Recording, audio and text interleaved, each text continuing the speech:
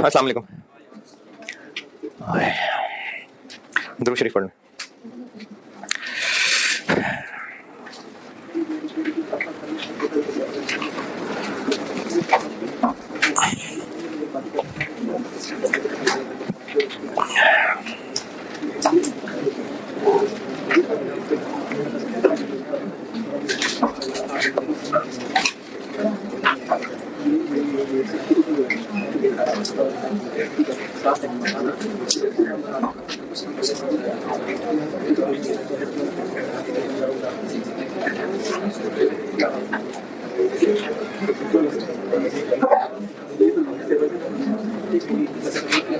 दो सवाल दिए थे मैंने कल।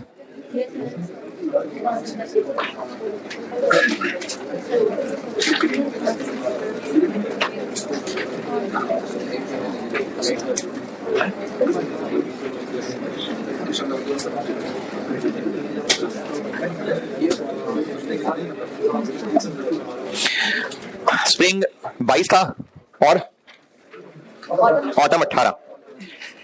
अच्छा, कल क्लास में सवाल पूरा कर दिया था मैंने ना? हाँ, पूरा कर दिया था। उसी का एक थोड़ा सा डिफरेंट वर्जन होमवर्क है आज का। स्प्रिंग 2023 अटेम्प्ट का क्वेश्चन 1। ये जो कल लर्निंग वाला सवाल किया था ना, उसी का एक थोड़ा मिलता जुलता वर्जन होमवर्क है आज का। स्प्रिंग 2000 बुक में नहीं है, ये रीसेंट अटेम्प्ट है। स्प्रिंग 2023 अटेम्प्ट का क्वेश्चन 1 ये होमवर्क है। और इसमें एक पॉइंट वो मटेरियल का बड़ा अच्छा है, वो नहीं मटेरियल जो ऐसे और फिर ऐसे लॉस रिवर्स, तो वो वाला एक पॉइंट बड़ा अच्छा है इसमें। बाकी तो लर्निंग कर्व वैसे जैसे पहले किया था वैसे ही है। कल जो सवाल क्लास में किया था उसी से ही मिलता जुलता एक सवाल आज होमवर्क दे रहा हूं। स्प्रिंग 2023 अटेम्प्ट का क्वेश्चन नंबर 1 था, वो करके आइएगा कल। अच्छा, सीडीपी के 2 सवाल मैंने कहे थे, अगर तो आपने किए हैं तो बहुत अच्छी बात है, नहीं तो फिर भी मैं डिस्कस कर देता हूं। किससे कर रहा हूं डिस्कस? किसने किए स्प्रिंग 22? चलो ठीक है, काफी। जिन्होंने नहीं भी किए वो पहले थोड़ी सी शर्म कर लें और शर्म करके फिर डिस्कशन सुन ही लें।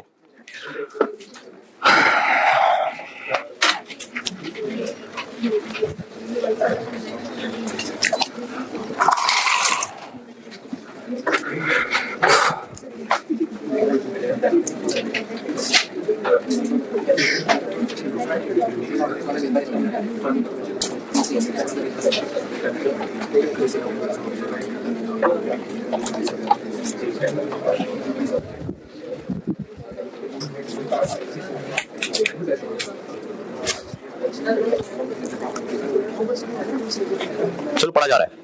रेगुलर कस्टमाइज्ड है जी? नहीं, वो लाइट पड़ती है, शेड पड़ता है उससे।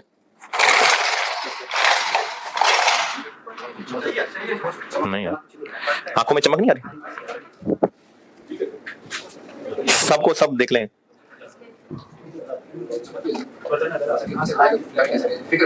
फिगर पे है ना? हाँ तो है ना फिर।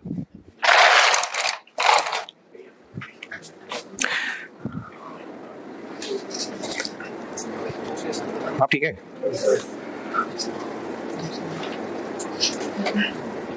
आ रहा है पूरा?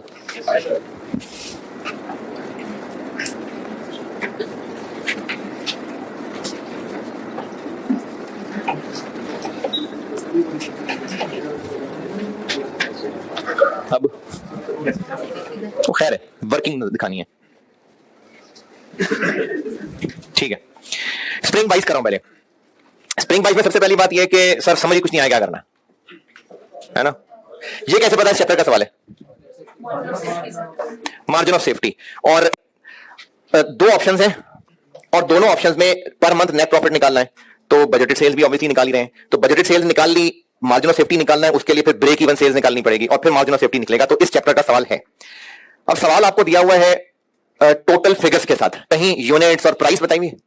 तो हम ये काम पहले कर चुके हैं कि एक महीने या एक पीरियड की टोटल सेल से अगले पीरियड की टोटल सेल्स तक पहुंचना है, तो इनटू प्राइस चेंज भी और क्वांटिटी वॉल्यूम चेंज भी। सही है। तो अभी इस वक्त इस बिजनेस का कराची में जो शॉप्स हैं total 4.5 million per month sale है। अब ये चाह रहे हैं कि लाहौर में शिफ्ट करें। अब जब एक शॉप खोलें, लाहौर में 2 ऑप्शंस हैं। जिस शॉप पे इन्होंने जाना है, या तो वो एनुअल किराया एडवांस मांग रहा है या फिर मंथली किराया और साथ 2% कमीशन। ये 2 ऑप्शंस हैं। ये 2 जिन्होंने भी सवाल किया है, 2 ऑप्शंस पहचानने में कोई मसला? ये देखें 1 और ये 2, ठीक है, 2 ऑप्शंस हैं। तो इन 2 ऑप्शंस में दोनों ऑप्शंस के लिए प्रॉफिट निकालना है, प्रॉफिट निकालने के लिए सेल्स भी निकलेगी और दोनों ऑप्शंस की सेल्स निकल आएगी, ब्रेक इवन सेल्स निकलेगा, मार्जिन ऑफ सेफ्टी निकलेगा। यह है सवाल का प्लान। प्रॉफिट निकालने के लिए इनकम स्टेटमेंट बनानी है, ये ऑप्शन 1 की इनकम स्टेटमेंट और ये ऑप्शन 2 की इनकम स्टेटमेंट, और दोनों के लिए ये नहीं, ये दिखाता हूं पहले सेल्स। अभी इस वक्त सेल्स टोटल एक महीने की कितनी होती है? 4.5। ये 4.5 मिलियन टोटल अमाउंट है। एक तो लाहौर आने से, पॉइंट नंबर 2 समझा रहा हूं, सेल्स का वॉल्यूम 30% ज्यादा होगा। किससे ज्यादा? तो एक तो डल जाएगी 1.3 वॉल्यूम चेंज। रेहान ये नजर आ रही फिगर? ये आगे वॉल्यूम चेंज, लेकिन इसमें से 80% रेगुलर डोनट्स होंगे और 20% कस्टमाइज्ड होंगे, और ये जो कस्टमाइज्ड होंगे इनकी प्राइस 15% ज्यादा होगी। तो सेल्स में वॉल्यूम चेंज किया, इनमें से 80% इतनी ही रही और 20% को इंटू 1.15। ये पॉइंट नंबर 1 और पॉइंट नंबर 2 की कहानी है। ये मैंने सेल्स निकाली 4.5 मिलियन इंटू 1.3, 80 रेगुलर है, 20 को महंगा कर दिया। दोनों ऑप्शन में सेल्स यही है। तो जिन्होंने किया सेल्स की इस पॉइंट नंबर 1 और 2 की अंग्रेजी, और ये जो सोल्यूशन किया है इसमें कोई सवाल? ठीक है। वेरिएबल कॉस्ट, अभी इस वक्त एग्जिस्टिंग काम में 20% मार्जिन है, मतलब वेरिएबल कॉस्ट। तो 4.5 मिलियन का 80% कर लें तो वो वेरिएबल कॉस्ट है। अब वो जो वेरिएबल कॉस्ट है उसमें दो तरह की है, एक कॉस्ट ऑफ मेकिंग है और रिमेनिंग कॉस्ट ऑफ पैकिंग है। जो कॉस्ट ऑफ मेकिंग है, डोनट्स बनाने की कॉस्ट, रेगुलर की और कस्टमाइज्ड की डिफरेंट है, लेकिन packing for all donuts same है। पैकिंग में 4% महंगे होना है, मेकिंग वाले में महंगे नहीं होना, लेकिन कस्टमाइज की मेकिंग कॉस्ट डिफरेंट है। इसलिए वेरिएबल कॉस्ट के पहले किए दो टुकड़े। 4.5 मिलियन का 80% लिया। 80 क्यों? तो 4.5 का 80 लेके 75% मेकिंग, 25% पैकिंग। ये 4.5 मिलियन का 80% लेके वेरिएबल कॉस्ट निकली, और ये मेकिंग, ये पैकिंग, ये एग्जिस्टिंग है। अब चूंकि ये टोटल फिगर्स हैं तो इनमें 1.3 तो करना ही करना है। क्यों? Volume change. और पैकिंग में रेगुलर कस्टमाइज को तोड़ने की जरूरत नहीं है, सबको 4% महंगा कर दिया, लेकिन मेकिंग के अंदर 80-20 दोनों को तोड़ना पड़ेगा और इसको 5% महंगा करना पड़ेगा। ये पॉइंट नंबर 3 की अंग्रेजी है। ये variable making, variable packing. Point 3 की अंग्रेजी और इस वर्किंग में कोई परेशानी है तो बोलें। और दोनों ऑप्शंस के अंदर ये सेल्स और वेरिएबल कॉस्ट सेम है, सिर्फ दूसरी ऑप्शन में एक एक्स्ट्रा वेरिएबल कॉस्ट आ गई क्योंकि उसको 2% ऑफ सेल्स कमीशन भी देनी है, तो वो भी वेरिएबल कॉस्ट है। तो ये दोनों ऑप्शंस की कंट्रीब्यूशन निकल आई और प्रॉफिट तक पहुंचने के लिए फिक्स कॉस्ट माइनस करनी है। तो जो ऑप्शन 2 है उसमें फिक्स कॉस्ट एक इधर ऊपर लिखा हुआ है, 1 लाख महीने का किराया और 8 लाख रुपए वैसे फिक्स कॉस्ट है। तो ये तो रेलिवेंट नहीं है, है रेलिवेंट? शाबाश, हम सीवीपी डिस्कस कर रहे हैं, है रेलिवेंट। सीवीपी करा रहा हूं डिस्कस, सीवीपी, उसमें कौन सा रेलिवेंट है? ये मैं सीवीपी का सवाल डिस्कस कर रहा हूं। हाँ, तो मैं सीवीपी का होमवर्क डिस्कस कर रहा हूं ना, इसमें तो रेलिवेंट नहीं है, इसमें तुमने इनकम स्टेटमेंट बनानी है तो फिक्स कॉस्ट लिखनी है। तो ये 8 लाख फिक्स कॉस्ट है और ऊपर एक रेंट है 1 लाख का, तो ये ऑप्शन 2 में ये 2 फिक्स कॉस्ट आ गई। और ऑप्शन 1 के अंदर अदर फिक्स कॉस्ट 8 लाख तो है ही है, लेकिन रेंट 25 लाख साल का है। हम 1 महीने की इनकम स्टेटमेंट बना रहे हैं, इसलिए डिवाइड बाय 12। और सवाल में अगर ये लोन और इंटरेस्ट ना दिया होता ना तो ऑब्वियसली लाइन ना आती। अब इस लाइन लिखने का मकसद यह है कि अगर महीने का रेंट देना है, ऑप्शन 2 वो देना है महीने के एंड पे, लेकिन ऑप्शन 1 में पूरा का पूरा एनुअल रेंट पहले दिन दे देना है, तो इसलिए उसके ऊपर हमें 1 महीने का इंटरेस्ट लेना पड़ा। ये जो सारा का सारा 25 लाख एनुअल रेंट पहले दिन पे कर देना है। और ये जो पॉइंट लिखा हुआ है ना,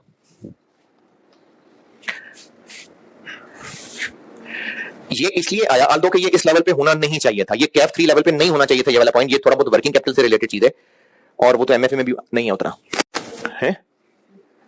एमएफए पढ़ लिया किसी ने? नहीं। ये बहरहाल ये गैर अखलाकी पॉइंट है, ये नहीं होना चाहिए था, लेकिन है तो उसका जवाब बता रहा हूं कि बाकी सारे के सारे खर्चे एंड ऑफ मंथ हैं, लेकिन ये हमने 25 लाख का 25 लाख सारा का सारा पहले दिन दे देना है और वो पैसे चाहिए होंगे मैं बोरो करके। अभी तो डोनट्स बिके ही नहीं होंगे ना, वरना तो महीने के एंड पे किराया देना है, तो फिर तो डोनट की सेल से भी पैसा आ जाएगा। लेकिन ऑप्शन 1 में साल का किराया कब दे देना है? पहले दिन, इसलिए वो बोरो करके देना पड़ रहा है, तो उसका 1 महीने का इंटरेस्ट एक्सपेंस लेना पड़ रहा है।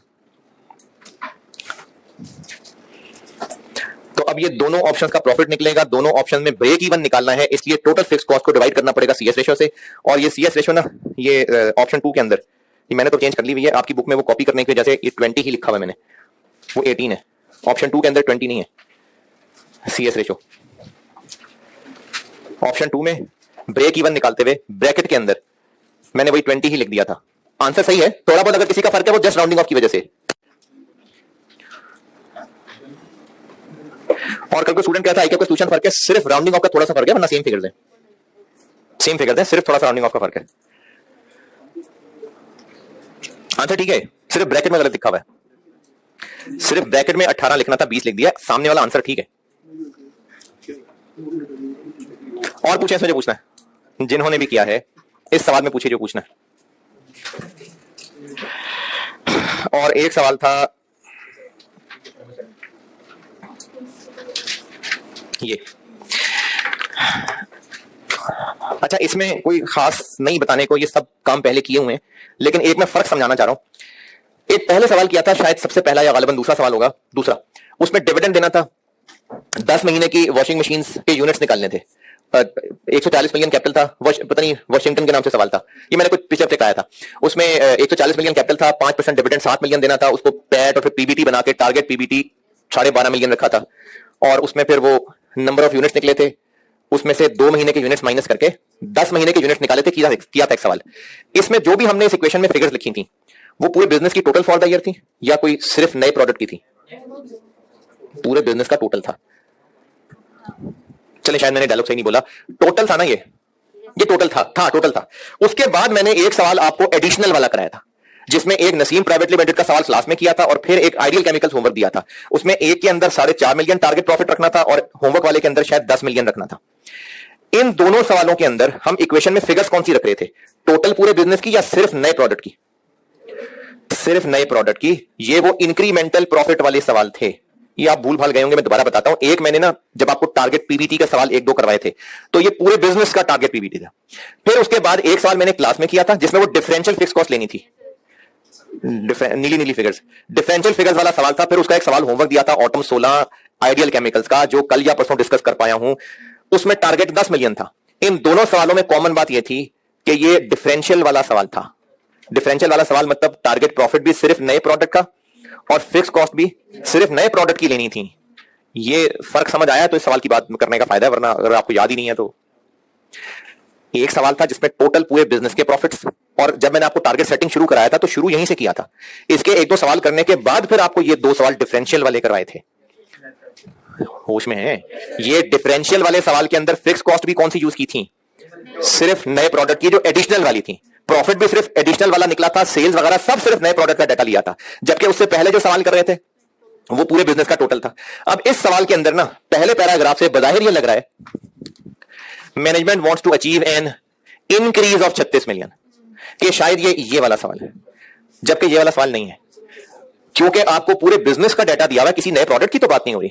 तो फिर इस टारगेटेड इंक्रीज का मकसद सिर्फ इतना था कि अगले साल बिजनेस 126 प्रॉफिट कमाना चाह रहा है। अब उसको टारगेट 126 बोलने की बजाय उसने कह दिया कि 36 एक्स्ट्रा, तो ये इंक्रीज से ये वाला सवाल नहीं बन गया। इन सवालों के अंदर फर्क ये था कि कोई नया प्रोडक्ट था, बिजनेस का टोटल डाटा नहीं था, सिर्फ नए प्रोडक्ट का डाटा था, इसलिए फिक्स कॉस्ट भी सिर्फ नए प्रोडक्ट की यूज करनी थी। जबकि इससे पहले वाले सवालों में टोटल बिजनेस था। इस सवाल में बजाहिर लग रहा है achieve an increase of 36 million के शायद डिफरेंशियल वाला सवाल है, लेकिन नहीं है, क्योंकि पूरे बिजनेस का टोटल डाटा दिया हुआ है। तो एक बात तो इस सवाल में यह बतानी है, और उसके अलावा सवाल में हमने करना क्या है, कैसे पता इस टॉपिक का सवाल है?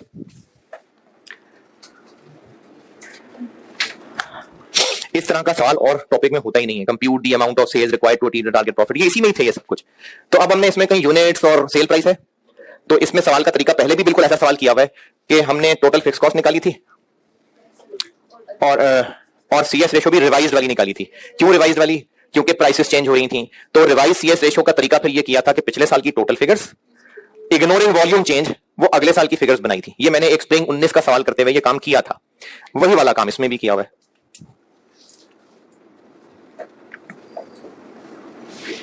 ये पिछले साल की ही टोटल फिगर्स को लेके उनमें प्राइस चेंजेस डाली हुई है। अब जिन्होंने सवाल किया है वो बताएं इसमें क्या पूछना है। इसका मतलब नहीं किया, क्योंकि एक बात तो कंफर्म पूछनी बनती है। वो इसलिए लिखा हुआ है क्योंकि डिस्काउंट दे रहे हैं हम, वो उस हिसाब से नेट लिखा हुआ है। एक और चीज पूछनी बनती है। हाँ, ये ना पिछले साल की जो सेल्स थी,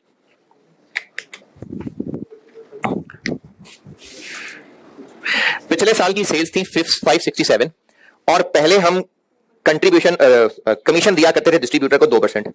वो कमीशन इसमें कहीं है? पूरी इनकम स्टेटमेंट बनी हुई है, इसमें आई रही होगी। तो ऑपरेटिंग एक्सपेंसेस जो कि 47 मिलियन है, इसमें से 40% है वेरिएबल, ये आगे 18 पॉइंट। इसमें से कमीशन में महंगा नहीं होना, अदर में महंगा होना है। कमीशन का वैसे ही रेट ही चेंज हो जाना है। तो इसमें से कमीशन कितनी थी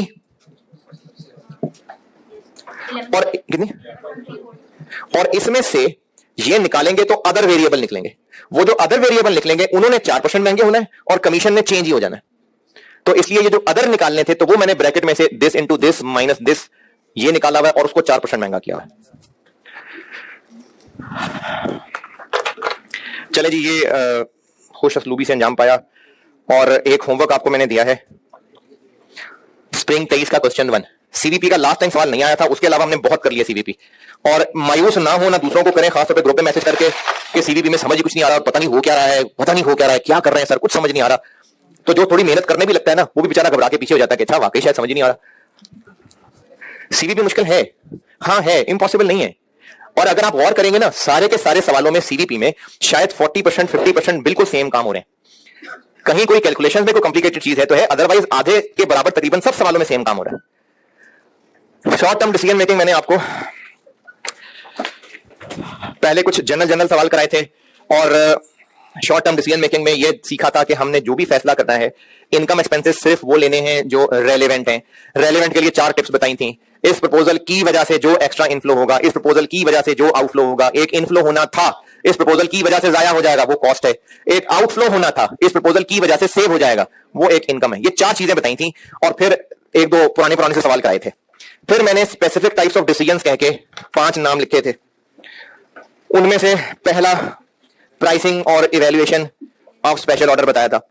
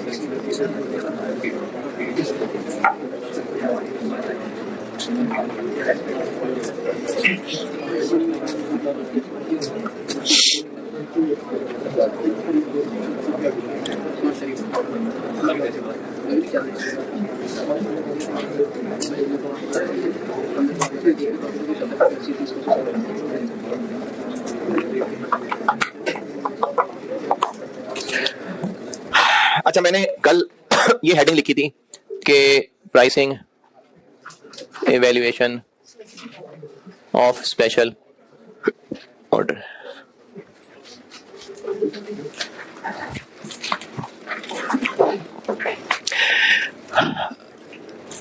ये जो 5 टाइप्स थी ना, ये था, फिर लिमिटिंग फैक्टर था, फिर एक मेक और बाय, फिर एक फर्दर प्रोसेसिंग डिसीजन और कंटीन्यूअस शटडाउन। ये सब डिफरेंट तरह के डिसीजन हैं और इनका सवाल पहचाना जाता है। हाँ, कुछ सवाल ऐसे भी हैं जिसमें ये एक से ज्यादा मिक्स हुए हैं आपस में, ऐसे भी हैं, वरना जनरली इनके सवाल पहचाने जाते हैं। तो स्पेशल ऑर्डर की मैंने हेडिंग तो दे दी थी, लेकिन ये जो चीज है ना, ये असल में मैंने जो कल सवाल कराया था वो ये नहीं था। वो मैंने आपको इसकी वजह से काम चलाते हुए वो सवाल करा दिया था, वरना ये कुछ और चीज है।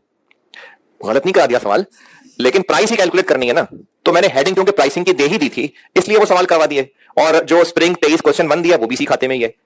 अब मैं गहराई में चलता हूं कि ये है क्या चीज। तो पहले तो इसकी थोड़ी बहुत अपने अल्फाज में कहानी लिख लेना। समझा देता हूं पहले, लेकिन कुछ ना कुछ अपने लिए लिख जरूर लेना, कुछ ना कुछ। मिसाल से समझाता हूं। लिबर्टी में एक शॉप है और वो बेचते हैं कपड़े। तो जो उन्होंने कपड़ों की सेल प्राइसेस तय करनी होती होंगी, तो उसमें वो कौन से खर्चे कवर करना चाहेंगे? सिर्फ जो उनका परचेज कॉस्ट था वो, या किराया भी, गार्ड की सैलरी भी, बिजली का बिल भी? क्यों भाई? बिजनेस करने वो बैठे हैं, प्रॉफिट कमाना है, तो सारे खर्चे सेल से ही निकाल लें। तो वो जो भी प्राइस तय कर रहे होंगे तो सारे खर्चे पूरे करेंगे। ये ना, अगर आपको बात अजीब लग रही है तो ये असल में अकाउंटिंग के नखरे हैं कि सेल में से पहले सिर्फ कॉस्ट ऑफ सेल माइनस करें, फिर ग्रॉस प्रॉफिट निकले, फिर एडमिन सेलिंग एक्सपेंसेस माइनस करें, फिर ये तो इन रिपोर्टिंग के नखरे हैं। असल में तो बिजनेस जब भी प्राइस कैलकुलेट करता होगा तो वो सारे खर्चे पूरे करता होगा। और मिसाल, ये जो उस दिन मैंने मिसाल दी थी, वो पैक में जो वर्कशॉप एक आई करनी थी। हाँ, तो पैक या कोई भी कॉलेज जो फीस डिसाइड करते होंगे, अच्छा असल में तो खैर मार्केट कंपटीशन में ही है, लेकिन वैसे थ्योरेटिकली स्पीकिंग फीस की कैलकुलेशन करते हुए कौन कौन से खर्चे कवर करने चाहिए? आप स्टूडेंट बनकर सोचेंगे तो आप तो कहेंगे कुछ भी नहीं करना चाहिए, मुफ्त होना चाहिए, बल्कि हमें पैसे देने चाहिए कि लो बेटे खा पी लेना कुछ। तो इसलिए स्टूडेंट बनकर ना सोचे, वैसे बात कर रहा हूं। कॉलेज ने फीस डिसाइड करनी है तो कौन से खर्चे कवर करने चाहिए? सारे। तो सारे करने चाहिए, सारे खर्चे करने, रेलेवेंट नहीं, सारे खर्चे कवर करने चाहिए ना। क्यों? क्योंकि प्रॉफिट उसी रेवेन्यू से तो कमाना है, तो सारे खर्चे पूरे होने चाहिए। अच्छा, इन दोनों मिसालों में कुछ चेंज करता हूं। वही लिबर्टी की दुकान, और उन्होंने 14 अगस्त पे 2 को दिन बाहर स्टॉल लगा लिया झंडियों का और वो टी शर्टों का, और वो जो बड़ी जरूरी चीज होती है वो पापा जो होता है, वो जिसे वो जज्बा हुब्बुल वतनी नजर आता है, और कौम के नौजवान जो है वो नारे लगाते हुए पापा करते हुए सारे शहरों में फिर रहे होते हैं। तो वो 2 दिन उन्होंने वहां स्टॉल लगा लिया। अब वो उन पापा की जो प्राइस तय करनी है उसमें भी सारी दुकान का किराया और तनख्वाहें सब डाल लें। क्यों है? तो कर ले, इसमें क्या हर्ज है? हाँ, क्या मेन नहीं है तो क्या कमा ले? खरीदेंगे नहीं ना लोग। अगर उस पापा की प्राइस देखें, जो जज्बाती बच्चे हैं वो तो 25-30 हजार का भी खरीद लेंगे, लेकिन अगर सारे खर्चे डालने शुरू कर दिए तो वो तो प्राइस इतनी बढ़ जाएगी, लोग नहीं खरीदेंगे। इसी तरह अगर वो आई कैप की वर्कशॉप 2 दिन के लिए जगह देनी है तो उस 2 दिन की जगह की कीमत सारे साल के खर्चे उसी में से पूरे कर लें। क्यों नहीं? वो पे ही नहीं करेंगे इतने सारे। तो ये जो मेन काम होता है ना, मेन, उसमें बिजनेस ने प्रोडक्ट की प्राइस निकालते हुए यकीनन सारे खर्चे पूरे करने होते हैं। लेकिन स्पेशल ऑर्डर का मतलब है वो वन ऑफ, मेन से डिफरेंट कुछ ऐसे ऑप्शंस, ऐसी ऑफर्स, जैसे वो 14 अगस्त की जो मैंने 2 दिन की बात की है, अब मेन काम से हटके, या इसी तरह से एक बिजनेस है वो रेगुलरली ऑफिस फर्नीचर बनाता है अच्छी क्वालिटी का। हो सकता है किसी स्कूल वालों ने उन्हें अप्रोच किया हो कि हमने ना एनुअल फंक्शन करना है, तो हमने उसमें बच्चों के मुख्तलिफ प्लेस करवाने हैं, तो उनमें उनको वो मुख्तलिफ प्रोफेशंस बताने हैं, तो आप ना हमें बस 20 कुर्सियां बना दें, छोटी छोटी कुर्सियां बना दें, बस हल्की हल्की सी। तो आप लोग क्योंकि ऑफिस फर्नीचर बनाते हैं तो आप बना दें 20 कुर्सियां। अब ये 20 कुर्सियां स्पेशल ऑर्डर, मेन काम से हटके कुछ डिफरेंट चीज। तो बिजनेस का जो मेन प्रोडक्ट होता है, बिजनेस अपने सारे खर्चे उसकी प्राइसेस से पूरी करते हैं। लेकिन अगर बिजनेस को कोई स्पेशल ऑफर मिले, कोई स्पेशल असाइनमेंट मिले, तो उसकी प्राइसिंग करने के लिए बिजनेस फिर सिर्फ वो खर्चे कंसिडर करता है जो एक्स्ट्रा है, इंक्रीमेंटल है, in other words relevant for that offer है। दोबारा, जो बिजनेस का मेन प्रोडक्ट है, बिजनेस अपने सारे खर्चे उसकी प्राइसेस से करेगा पूरे। इसकी कहानी बता रहा हूं, ये स्पेशल ऑर्डर। जो बिजनेस के मेन प्रोडक्ट्स होते हैं, बिजनेस अपने सारे रेगुलर खर्चे उन प्रोडक्ट्स की प्राइसेस से कर लेता है पूरे।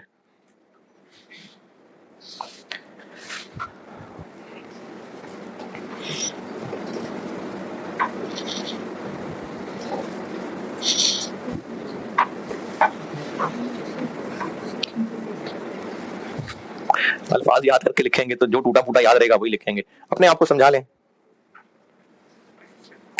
बिजनेस का जो मेन प्रोडक्ट है, बिजनेस अपने सारे रेगुलर खर्चे उसी प्रोडक्ट की प्राइसेस में कवर करता है।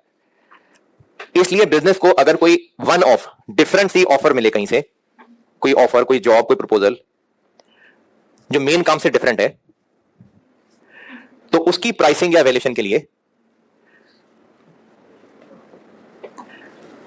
सिर्फ इंक्रीमेंटल वाली कॉस्ट कंसिडर होंगी, यानी रेलिवेंट कॉस्ट कंसिडर होंगी।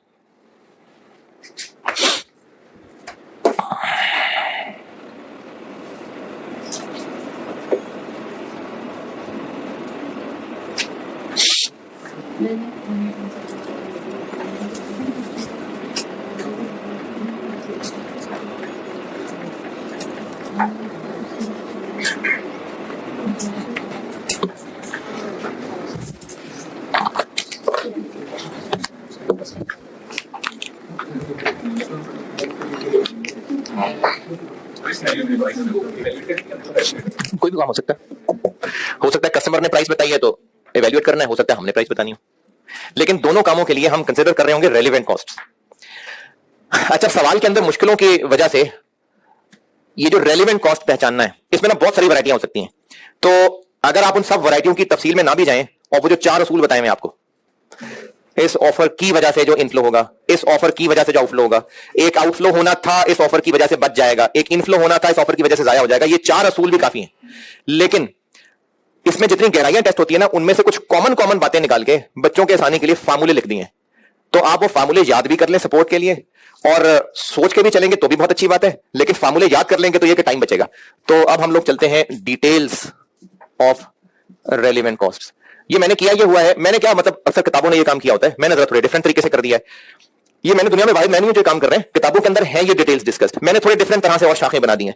करने हम ये लगे हैं कि मुख्तलिफ सिनेरियोज बनाए हुए हैं कि अगर ये हो तो रेलेवेंट कॉस्ट क्या है, अगर ऐसे हो तो रेलेवेंट कॉस्ट क्या है, तो उसकी मुख्तलिफ शाखें, मुख्तलिफ सिनेरियोज बना के ना एंड फार्मूले लिखे हुए हैं। समझाऊंगा, सारे समझाऊंगा, तो आप अगर वो याद कर लेंगे तो उसमें हेल्प हो जाएगी। इसके लिए आप आ जाएं page, short term decision making में शायद दूसरे ही पेज पे होगा,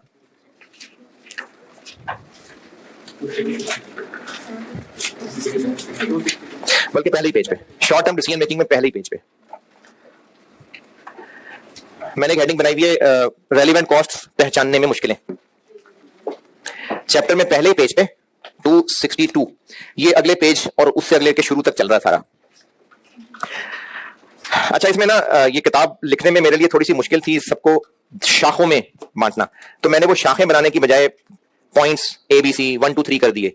तो लिख मैंने उस शक्ल में दिए, और आपको समझाने के लिए मैं बोर्ड पे शाखें भी बना देता हूं, लेकिन शाखें में टूटी फूटी अंग्रेजी लिख रहा हूं, यानी कंप्लीट बोर्ड पे नोट्स नहीं बना रहा, शाखें बना के मैं उस लिखे हुए को रिलेट करके समझा रहा हूं बस। पेज 262। अच्छा, पढ़ने क्या लगे, कोई स्पेशल ऑफर होगी, उस पर या तो हमने कस्टमर को प्राइस बतानी होगी या कस्टमर की बताई हुई प्राइस पे हाँ या ना करना होगा, और हमारी वो सारी कैलकुलेशंस में से कौन से खर्चे इस्तेमाल होने जो रेलेवेंट है। अब ये रेलेवेंट में सवालों में क्या क्या वैरायटियां हो सकती हैं, उनको पहचानना कैसे है, मुख्तलिफ सिनेरियोज के मैंने हल निकाल के फार्मूले बना दिए, याद कर लें फायदा होगा, और कॉन्सेप्चुअली भी याद रखें क्योंकि सवाल में इनके कुछ मिक्सचर भी टेस्ट हो सकते हैं। एक मिसाल बना के समझाता हूं, और कुछ आइटम हो सकते हैं, मिसाल बदल दूं। एक मिसाल बता रहा हूं, वही मैं वो चेयर वाली मिसाल ले लेता हूं। एक स्पेशल ऑर्डर मिला है। अच्छा, ऑर्डर से मुराद ना अभी पक्का नहीं हुआ है, अभी उसने हमें परचेज ऑर्डर भेजा है या कह लें कोटेशन भेजी है, तो हमने उसकी अमाउंट को या तो हाँ या ना करना है या उसको प्राइस कैलकुलेट करनी है। तो ये ऑर्डर, ऑफर, जॉब, कोई भी वर्ड हो सकता है।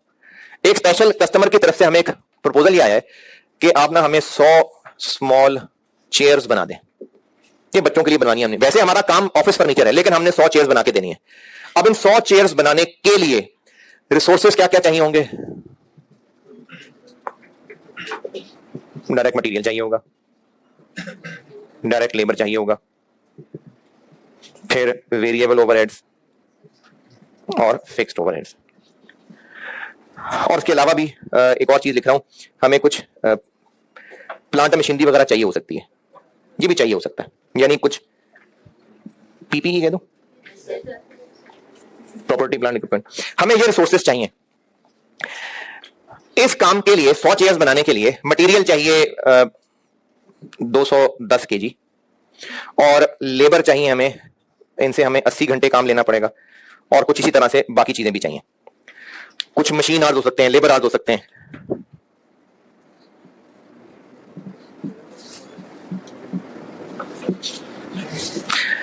ये चाहिए।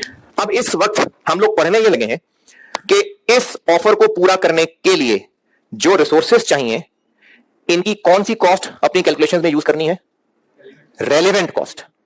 Relevant cost. ये जो मटेरियल चाहिए हो सकता है फिजिकली हमारे पास पड़ा हो सारा का सारा, और ये हमने कभी किसी दौर में 200 रुपए किलो खरीदा था, तो हम अपनी इस कैलकुलेशन के अंदर इस मटेरियल की वो 200 रुपए किलो वाली कॉस्ट यूज नहीं करेंगे। कौन सी कॉस्ट यूज करेंगे? Relevant cost. अब इस 210 किलो मटेरियल की रेलेवेंट कॉस्ट क्या होगी, ये पढ़ाने लगा।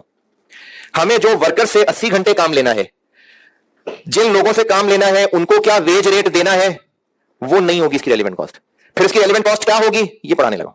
तो हम पढ़ने ये लगे हैं कि इस स्पेशल ऑफर के लिए जो जो रिसोर्सेज चाहिए, जितने भी चाहिए, हमें इसकी कैलकुलेशन में क्या फिगर्स इस्तेमाल करनी है? इन रिसोर्सेज की रेलेवेंट कॉस्ट्स। और रेलेवेंट कॉस्ट्स क्या होंगी? बेसिक वही 4 पॉइंट्स हैं। क्या? इस जॉब की वजह से जो जो आउटफ्लो होगा या हो चुका होगा, तो हमें इस जॉब के लिए जो रिसोर्सेज चाहिए, इन रिसोर्सेज की रेलेवेंट कॉस्ट क्या होगी? बुनियादी वही 4 पॉइंट्स हैं, लेकिन उन्हीं 4 पॉइंट्स पे बेस करते हुए मैं आपको मुख्तलिफ सिनेरियोज बना के, शाखें बना के उनके जवाब बता देता हूं। याद कर लेंगे तो पेपर में टाइम बचेगा। ठीक है, समझ आए क्या करने का लगे हम?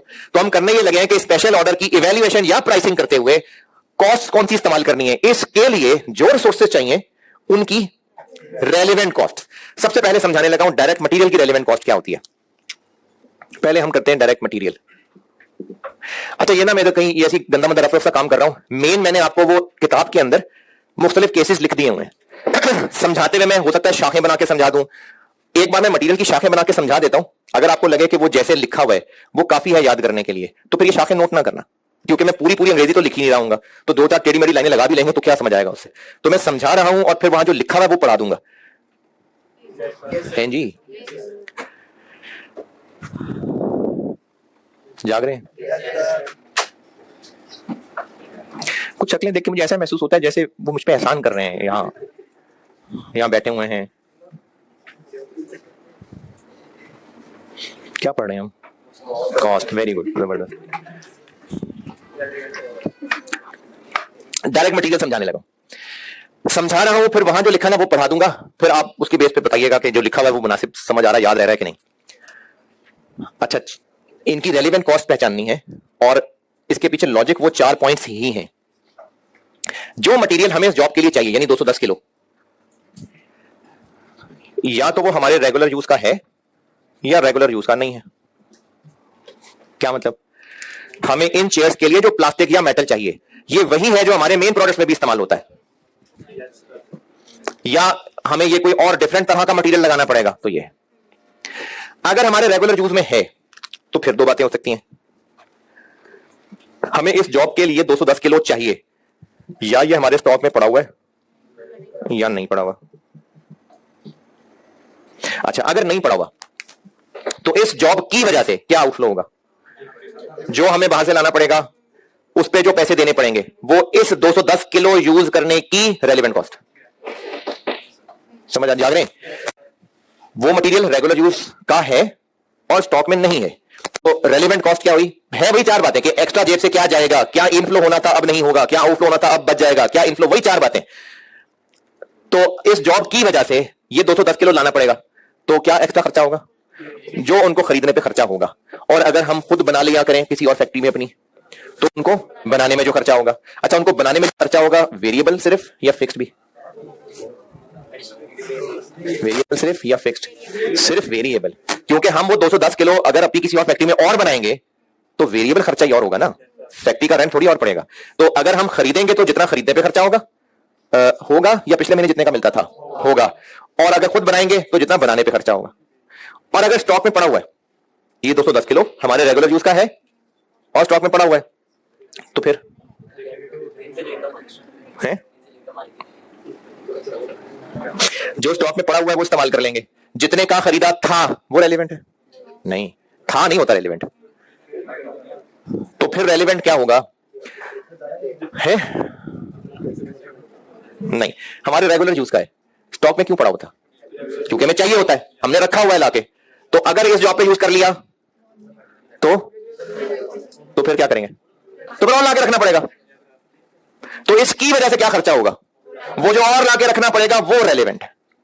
अच्छा, बेशक यहां हम वो स्टोर में पड़ा हुआ यूज करेंगे, नया लाके शायद स्टोर में ही रखेंगे, यानी फिजिकली यहां कौन सा यूज हो रहा हो? शायद जो स्टोर में पड़ा हुआ है। लेकिन रेलेवेंट कॉस्ट क्या होगी? इसकी वजह से अब जो नया लाके खरीदना पड़ेगा या बनाना पड़ेगा। तो अगर रेगुलर यूज का मटेरियल है, चाहे स्टॉक में पड़ा हुआ है चाहे नहीं पड़ा हुआ है, रेलेवेंट कॉस्ट क्या हुई?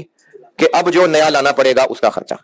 ये मैंने वहां पहली हेडिंग में ग्रे शेड में एक लाइन लिखी हुई है, क्या?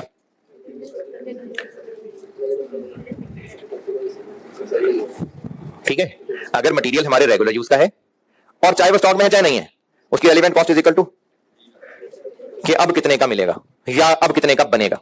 इसको ना रिप्लेसमेंट कॉस्ट भी कहते हैं। लिखा हुआ है शायद मैंने, इसको रिप्लेसमेंट कॉस्ट भी कहते हैं।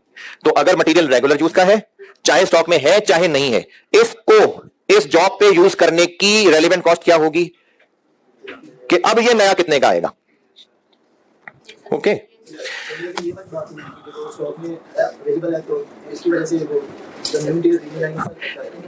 बात नहीं लिखी हुई नहीं, आप पूछ रहे हैं कि वो रेलेवेंट क्यों है? नहीं ट्रांसपोर्टेशन नहीं कह रहा, परचेज प्राइस भी, ट्रांसपोर्ट सब। आप अपना सवाल दोबारा करें। हाँ हाँ अभी किया नहीं है, अभी तो हमने डिसीजन करना है। अच्छा ये हमने बना दिया कुर्सियां? अभी बनाई नहीं है, अभी तो हम ये डिस्कस कर रहे हैं कि बनाए ना बनाए, अभी तो हमने फैसला करना है। तो अगर हमने इस पे स्टोर में पड़ा हुआ वाला मटेरियल यूज कर लिया तो वो जो स्टोर में जिसके लिए रखा था रेगुलर काम के लिए, उसके लिए और लाना पड़ेगा, तो इसकी वजह से वो लाने का खर्चा होगा। तो चाहे स्टोर में मौजूद है चाहे नहीं मौजूद है, जो नया लाने का खर्चा है वो उसकी रेलेवेंट कॉस्ट है।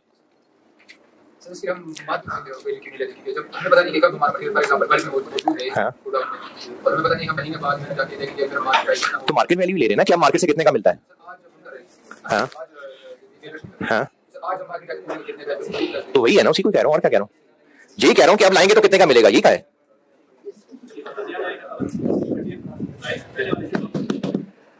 अब हम कितने का लाएंगे, चाहे वो महंगा हो चाहे सस्ता हो, अब जितने का लाएंगे वो रेलेवेंट है। लेकिन रेगुलर यूज है तो ये हम अभी बताना है ना, तो डिमांड कम हो गई रेगुलर यूज की, तो वो एग्जिस्टिंग यूज करने तो फिर उसको क्या डिमांड कम क्यों हो गई है? रेगुलर यूज की डिमांड कम हो गई, क्यों कम हो गई? क्यों मतलब सब सही चल रहा है तो क्यों डिमांड कम हो गई? अच्छा ये सारी जब शाखें मैं बता के समझा लूं ना, जब आपको सब समझ आ जाए, फिर इसमें और अगर शगर डालेंगे तो ठीक है। अभी तो समझाने की स्टेज पे अगर अभी बहुत सारे अगर आ जाएंगे ना तो फिर वो मुश्किल हो जाएगी। रेगुलर यूज, लेकिन अगर रेगुलर यूज का नहीं है और स्टॉक में नहीं है तो होना बनता भी नहीं था, तो फिर इस जॉब पे यूज करने के लिए लाना पड़ेगा, तो रेलेवेंट कॉस्ट क्या होगी? सेम। लेकिन अगर हमारे स्टॉक में है, स्टॉक में है क्यों ऐसे? शायद पहले भी कभी इस तरह का कोई ऑर्डर आया था, हो सकता है पहले रेगुलर यूज का होता था, अब नहीं है, बचा कुचा रह गया हुआ है।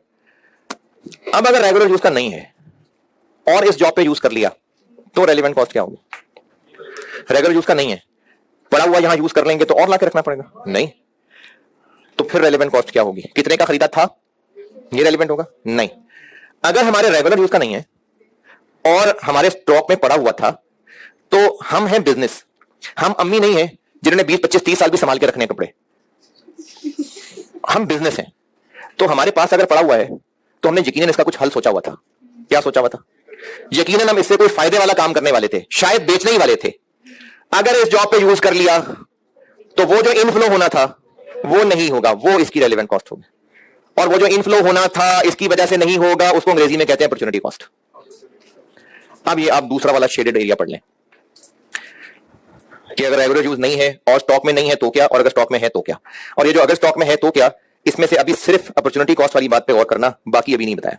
ये जो लिखा है ना मैंने लोअर ऑफ, ये अभी नहीं, ये सवाल के साथ अभी सिर्फ इतना अपॉर्चुनिटी कॉस्ट। चारों बातें दोहराता हूं, जो मटेरियल इस जॉब के लिए चाहिए रेगुलर यूज का है, चाहे स्टॉक में हो चाहे ना हो, रेलेवेंट कॉस्ट क्या होगी?